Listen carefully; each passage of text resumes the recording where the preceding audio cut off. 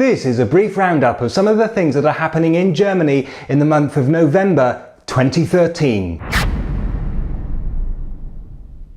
Now, first of all, I don't have a large number of individual events for you. November is a depressing month in Germany and interesting events are few and far between, and those that I have managed to find all happen to be concentrated in one part of Germany. My apologies for that. I didn't intend it, it just happened.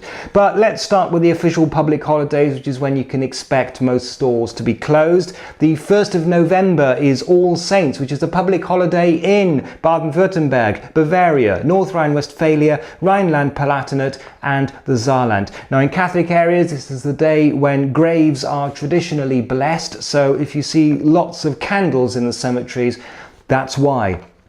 The 20th is a holiday in Saxony. It's the day of prayer and repentance. As well as it being a holiday in Saxony, in Bavaria you may find that schools and kindergartens are closed on this day. So those are the official public holidays, but there are other special days that are not actual holidays. The 9th, for example, is a significant day in German history. Among other things, it's the fall of the Berlin Wall. It's the anniversary of the short-lived November Revolution. But most Germans know it as Reichskristallnacht, which was the night of the first Nazi pogroms against the Jews in 1938. So a day of sober reflection for most Germans there. The 11th is St. Martin's Day, which is a welcome break from the usual gloom. In many parts of Germany this is celebrated by eating roast goose and also by children's processions through the streets carrying lanterns which they've made themselves at school or kindergarten. On some of these events St. Martin is represented by someone on horseback wearing a Roman soldier's uniform. There are processions, some big, some small, all over Germany, but the biggest processions are in the west, and they are in Bonn on the 8th at 5:15 p.m, on Kempen on 2 nights, on the 9th at 6 for small children, and on the 10th at 5:15 for school children. In Hochheim in Worms on the 10th at 6 p.m, and in Bocholt on the 11th itself at 5:15.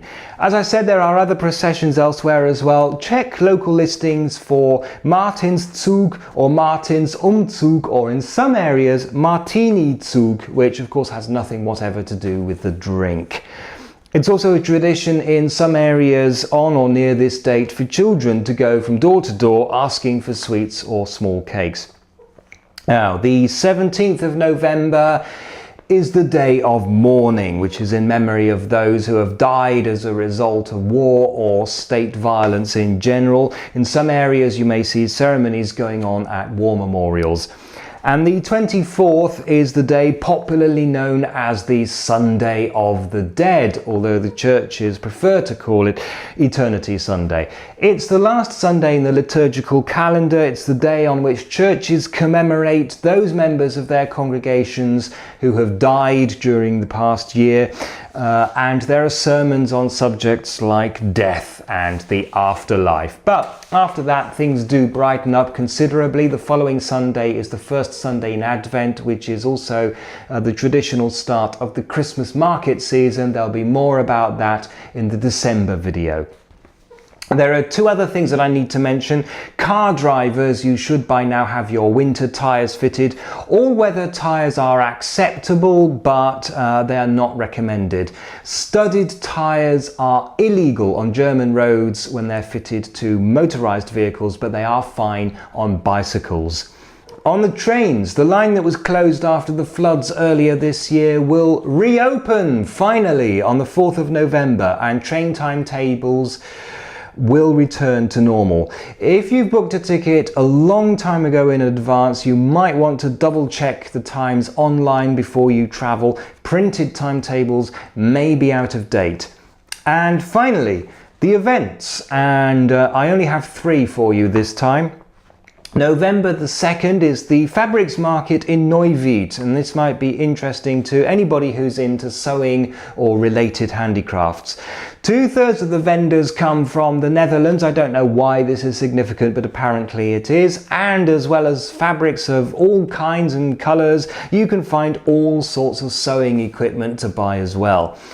In Soest, from the 6th to the 10th, is the All Saints Funfair. Now, unlike most fun fairs, which are normally held in some field just outside of town, this one is held right in the middle of the old city itself, and it claims to be one of Germany's oldest.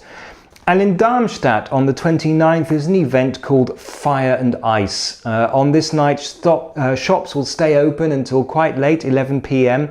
and there are performances and displays involving things like ice sculptures and fire breathing. Now, I haven't been able to find a helpful official website for this, but there is a short video you can watch to give you an idea of what it's like. There's a link to that in the video description below, and as always, for any information that I can find about any of the events that I've mentioned, links below in the video description. And apart from that, have fun.